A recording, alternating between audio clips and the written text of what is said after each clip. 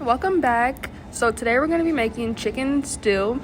You can honestly call it whatever you want, but it's going to be chicken, potatoes, and gravy over rice. That's what it's going to look like when we're finished.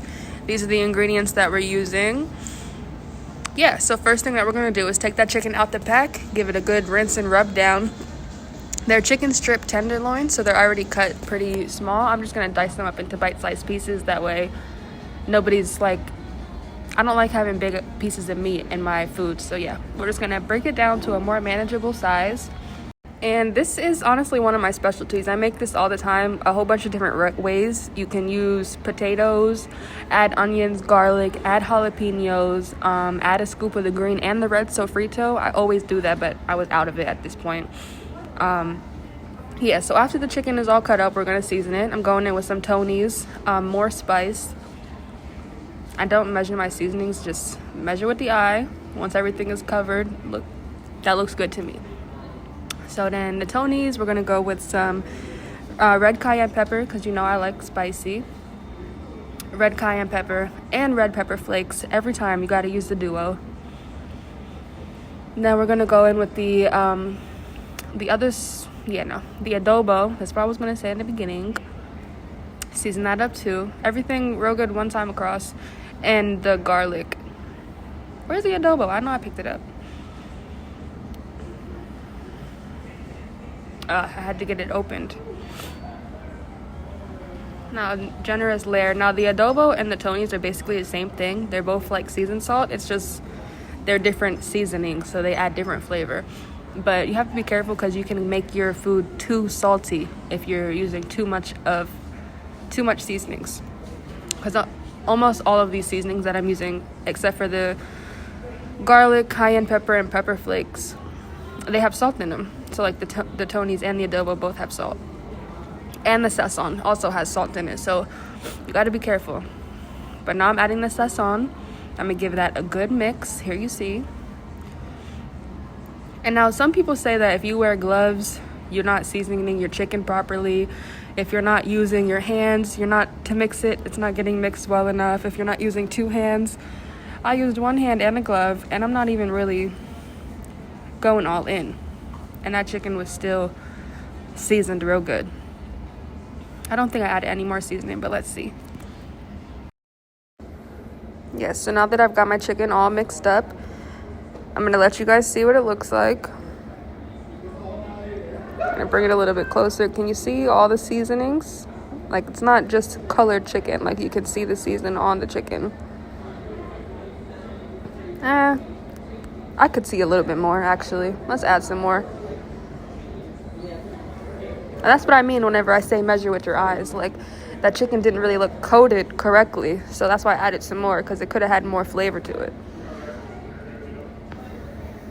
Now let's compare this to what it looked like before. Yeah, definitely more seasoned. Looks good.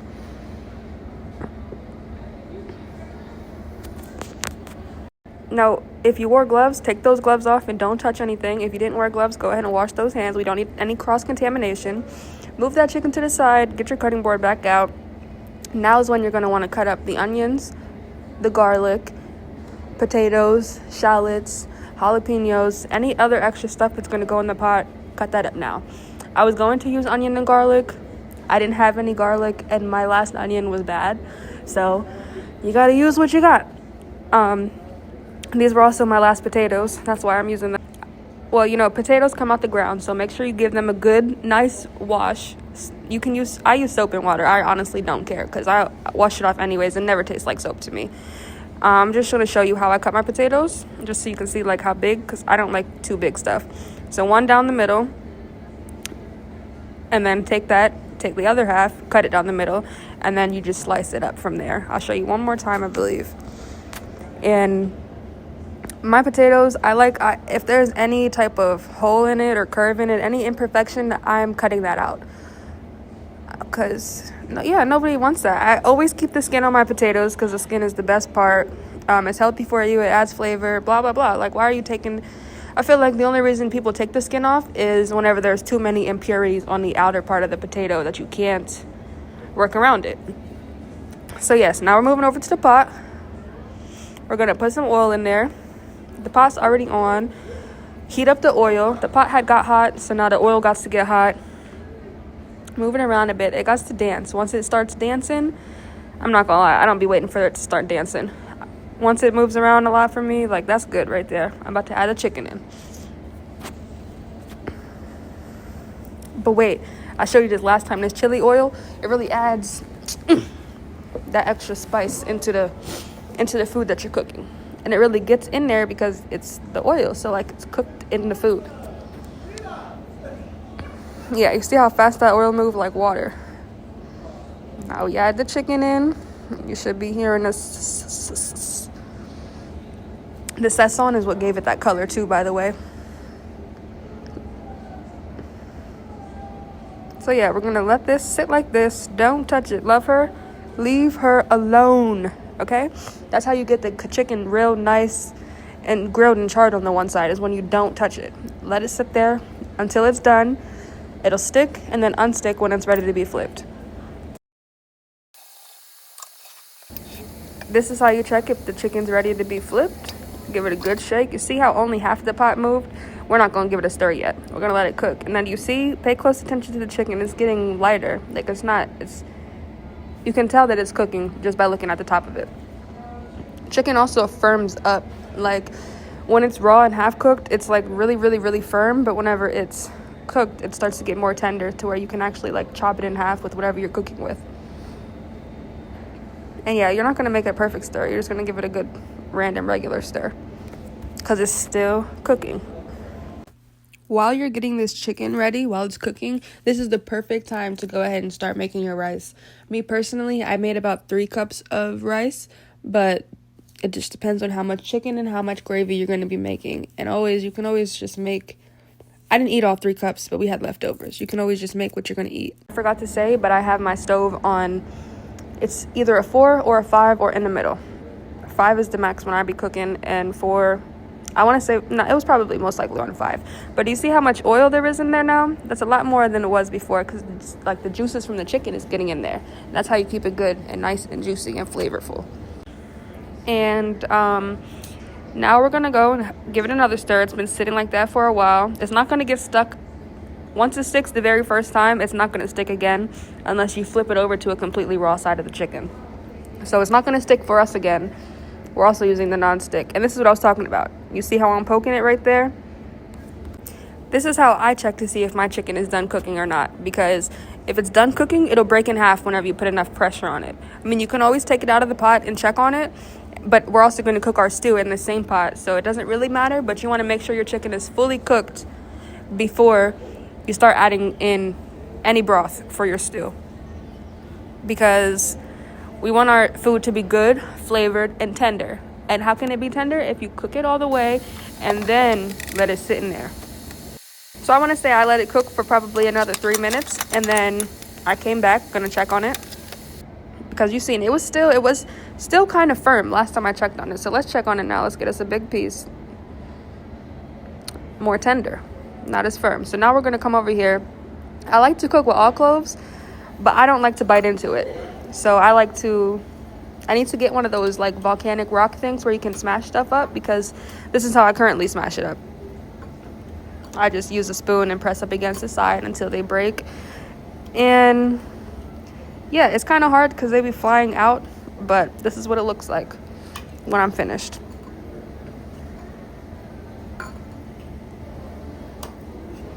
And it allows for the flavor to be added to the food, whereas whenever you don't break them down, you don't really taste the flavor until you bite into it in your mouth. And I hate biting into those because it's so much flavor in that little small thing. And then when you bite into it in your mouth, it just really takes it over. So that's what it looks like now.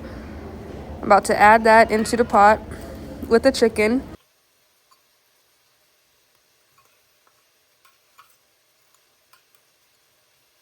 So yeah, this is what the all cloves look like when I'm finished. A lot more than what it looked like when I started.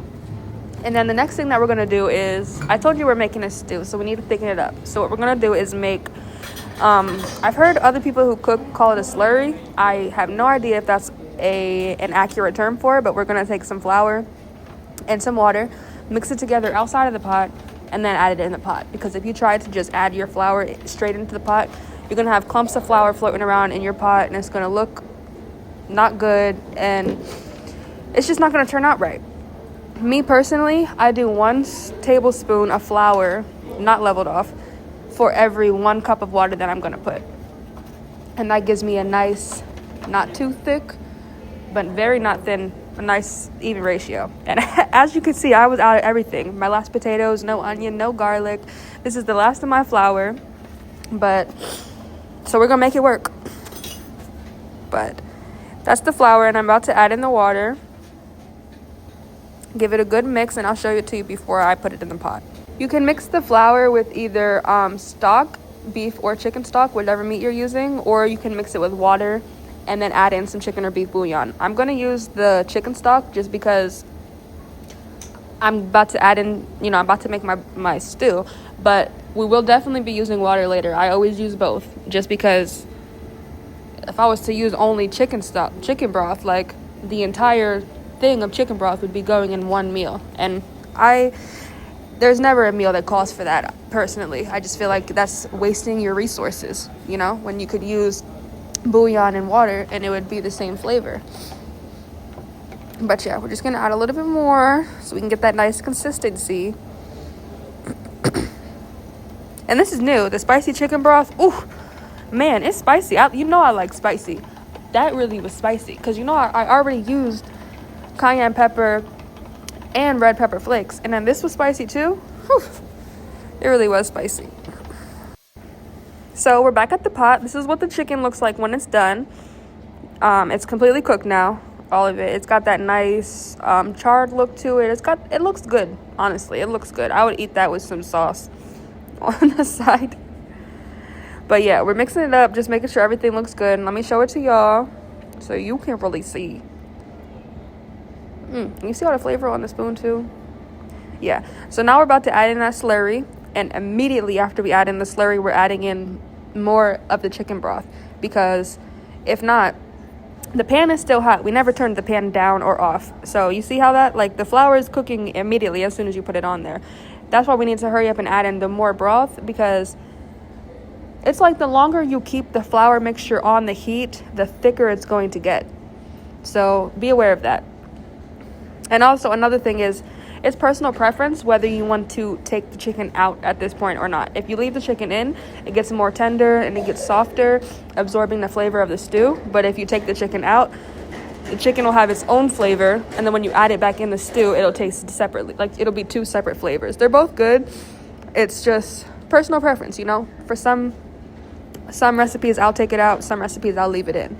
And then you just want to make sure that you stir real good after you put the slurry in, because you've seen how it was cooking when we first put it in. You want to make sure there's no flour stuck to the bottom, because it'll taste like that flour chalky. Add in the all cloves. See, it's a lot more once you break them down. Now we got to season the broth.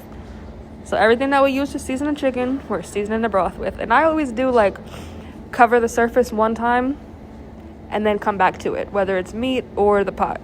Cover the surface once with the seasonings, taste it, and go from there. So we did the Tonys. We're doing garlic now. We'll put in the bay leaves, the all cloves. Another pack of Sazon. I love the color that Sazon adds to your dishes. Not to mention the flavor, but it just adds the color that it brings to it. It just makes it something else. Give that a good mix, and you don't want to see no seasonings on the top. Everything needs to be mixed in, mingling. Everyone needs to meet each other, get to know each other, be familiarized. And then we're gonna add in some more of the red pepper flakes and the cayenne peppers, because gotta season it with everything that we seasoned it with from before. One thing that you need to keep in mind though is that I always fail to do this, but you're not only cooking for you. Unless you are, then hey, do what you want. But if you're cooking a meal for people, you need to keep in mind their spice tolerance and things like that, because you can always add more spice, add more salt, add more sugar, but you really cannot take it away without damaging the dish in the future. So it's best to always start low and then season your own personal bowl while you're eating. Instead of making the entire meal spicy, just add hot sauce in your bowl. Or instead of making the entire dish of spaghetti sweet, just put some sugar in your bowl. Like, those are just some things that you're gonna have to do. If you want to, yeah, because I like cooking everything spicy, but I can't keep doing that my whole life because not everybody likes spicy. You have to be, what is the word? Considerate of how other people like it, especially if you want to make food for other people. If you plan on making food for people, you need to make sure that you're making something everybody would want to eat. But after you season your broth, that's when we're going to add in everything else. Now, if you would have used onions and garlic, you cook the onions and garlic, then you cook the chicken, and then you do everything else. But potatoes, jalapenos, all that jazz gets added after the broth. And then after you add the potatoes and all that stuff, then you're going to look at it and you're going to decide how much more broth or water and bouillon you need to add. Because this personally, like, them potatoes ain't going to get cooked if I leave it like that. Need to add in, that's what I'm doing, adding in some water because we used a lot of chicken broth in the beginning. Then just really mix it around. Make sure that the new water / bouillon, the new liquid that you added is mixing in with all the flours and seasonings. And you want to do it, don't add a whole bunch of water at once. Water everything down. Just add it in gradually and make sure you're mixing it around.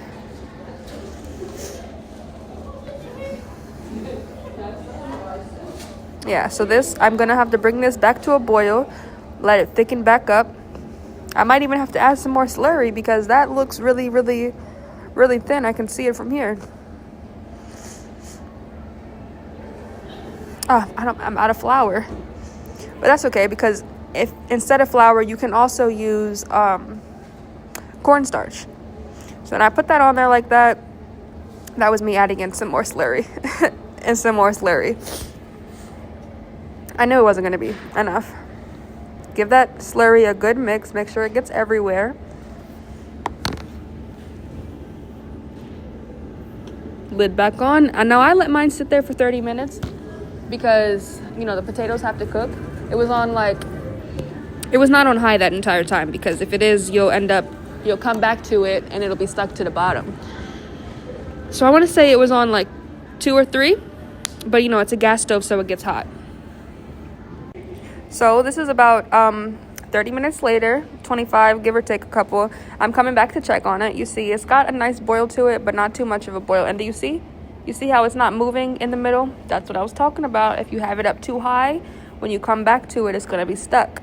Luckily, this is a non-stick pot, so I really don't have nothing to worry about. But that's why you always want to either A, constantly check on your food when you're in the kitchen, or B, never walk away from it when it's on a high. So we're just going to check on those potatoes, see if they're cooked or not. That's the whole reason why we're waiting. Give it that nice little dice. Now see, if the potato was done, it would have went through it with no hassle. And you see how it's kind of white still? Yeah. I'm going to let that sit in there, cook a little bit longer. Probably like 10 more minutes. Who knows? But, turn it down some also. Got to put it on low. Or actually, I think I moved it up a little bit. Who knows? I can't remember, but moral of the story is stay in the kitchen while you're cooking. Because me personally, I leave the kitchen. Once I get it on there and it's sitting, I was probably waiting for the rice to cook. And you want to taste it too. This is how I taste it. I don't pick up a whole spoonful of gravy. Dip your spoon in there, take it out. Your spoon is coated in flavor. Now taste it. And then go from there. And another thing about me is I always forget to add pepper in my seasonings because we have like a salt and pepper shaker, and whenever I'm getting my seasonings together for dinner, they're in the seasoning cabinet, but the salt and pepper shaker ain't in there. So I always have to add in the pepper later on. But luckily pepper is one of those things that you can just add right on top.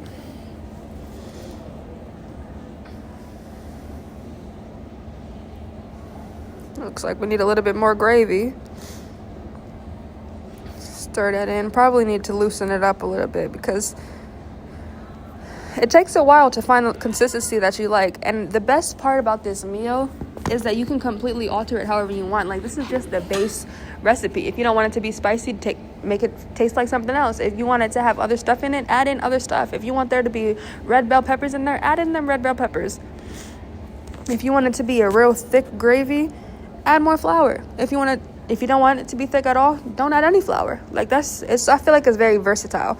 In a few days, I'm gonna drop another recipe just like this, but with beef instead. So it's literally gonna be a beef stew recipe instead of chicken stew. But you'll see how similar they are. That's why I said it's one of my specialties, because I can make this off the dome. I wasn't using I didn't use any recipe whenever I made this the first time. I just went in the kitchen and made it. And yeah, I turned it up because I was getting impatient. That's another thing you can't do in the kitchen, is be impatient, but I'm impatient. That's why I turned it up to cook them potatoes. And now I have to add more water or beef chicken broth again, because I walked away from the stove again and left the stove too high again, and it got too thick. So this is me loosening her up for the third time. But this is also why you have to live and learn, because if you can't come back from your mistakes whenever you're cooking, you can never really get better at cooking, I feel like. Like, what if I would have just thought that the dinner was all messed up then and then gave up cooking? We would have been hungry and wasted money. Yeah, so it might have looked like I added a lot of water, but you have to just mix that water in gently. That way, all of the thick parts, you can kind of loosen them up. As you can see here, it's back to looking movable. Yeah, so if you would have stayed in the kitchen, that would not have happened. But like I said, you live and you learn. Anyways, I'm about to plate these up. Y'all are about to see that soon once I stop stirring her around. I'm about to check on a potato, matter of fact, because that was the whole reason why I was up high in the first place. The potatoes better be done cooking. Drum roll, please. Like butter. So yeah, it's definitely done now. I think I just ate the potato. Yeah, I definitely did eat the one half, and I can tell you guys, it was scrumdiddlyumptious. Yeah, here comes the plating. So we're using enriched parboiled rice. It kind of looks like jasmine. My boyfriend likes his rice in chunks. That's why it's in chunks. And he doesn't like to have too much gravy. Me, on the other hand, I don't like to have, you can have my rice in my bowl regular. I like a lot of gravy, and I rather have more potatoes than protein, because I get full fast, and if I have like a whole bunch of meat in my bowl, I'm not gonna be able to finish all the rice and the gravy. So yes, that's his bowl all finished. Now let's bowl mine up. Looks good.